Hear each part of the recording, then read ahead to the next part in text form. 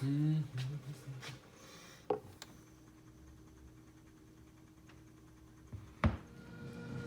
VC, welcome to the Personal Oasis. This is the Blind Island, and today we're going to continue our Top 100 to 100 segment, where I'm counting down my favorite 100 albums to 100 subscribers. Now, let's get started. Before we begin, I want to say that unfortunately I made a mistake in the countdown. I skipped over number 85, so I am going to go back and do number 85 and then move forward in the countdown proper. At number 85, we have Budos Band 3.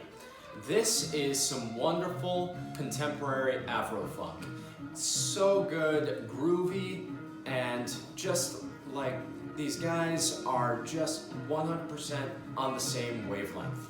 This was an album that I purchased, 5 years ago, and ever since it has completely been infectious, hit the turntable on multiple occasions, and has been a soundtrack to my life in different moments. I love it, lots of great memories are attached to it, and I highly suggest that you give it a listen when you get the chance.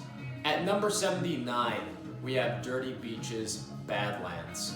This record reminds me a lot of a David Lynch film, where it's marrying elements of classic 60s, 50s pop rock and then putting them through a distorted filter like you're watching an old grain film. I've heard descriptions of this being like going into a 50s diner after the apocalypse has happened and the old 45 jukebox hasn't learned yet that it needs to stop playing, so it keeps on playing in a broken time and rhythm. And I think that's a really great way of describing the tunes that are on here. Full of beauty, but this harsh edge to them. I really love The Lord Knows Best. That is one of the best love songs I've ever listened to. True Blue as well. And then they have some really great surf rock numbers, Horses, Speedway King. I think that this is a really interesting record and one that should be in everyone's collection. At number 78, we have Dustin, Kensrue, Please Come Home. This has been a very important record to me since I was in high school. This record shaped me. It showed me that Christian music doesn't have to be terrible.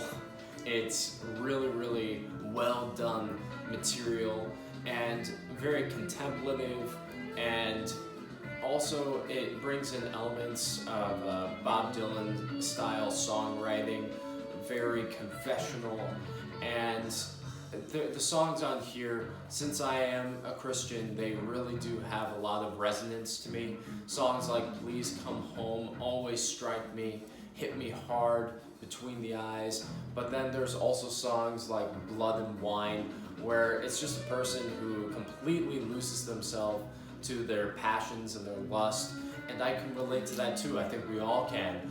It is a beautiful record, and one of simplicity, just him, his guitar and harmonica, and I would recommend anybody take a listen to this. If you're a fan of Thrice, this is the lead singer of that group, and give this a listen if you're a fan of folky singer-songwriter types with a little bit of an edge. At number 77, we have Margaret Glaspy, Emotions and Math. This album was one that hit me really hard when it came out in 2016. My wife and I played this record to death, and we have seen her twice in concert. It's in the vein of Liz Phair and Fiona Apple with a little bit more of a garage rock edge.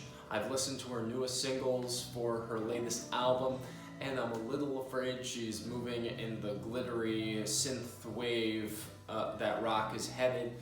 I completely understand, you've got to pay the bills, but to me this record has such a hard, honest edge to it that I don't normally hear in a lot of rock music anymore, and I love this album. Every single song on here is a memory to me, and I would recommend you just try and give it a listen and see if you can make any memories of your own. At number 77, I have Bob Dylan's New Morning. Bob Dylan came out with better records than this, but this one has some of the best memories attached to it.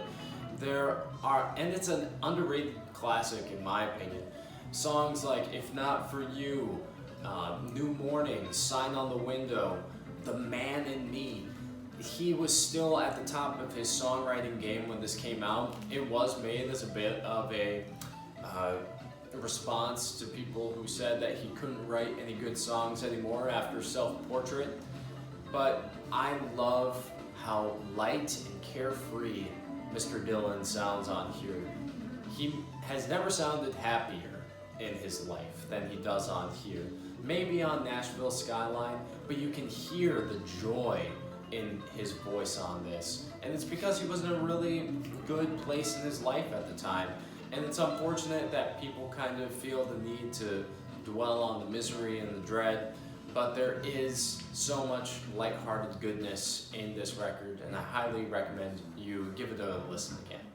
So that was the segment today. Did you guys see anything that you recognize, that you like? Let me know in the comments below, and I hope that you guys have a great day on your own personal oasis. Cheers.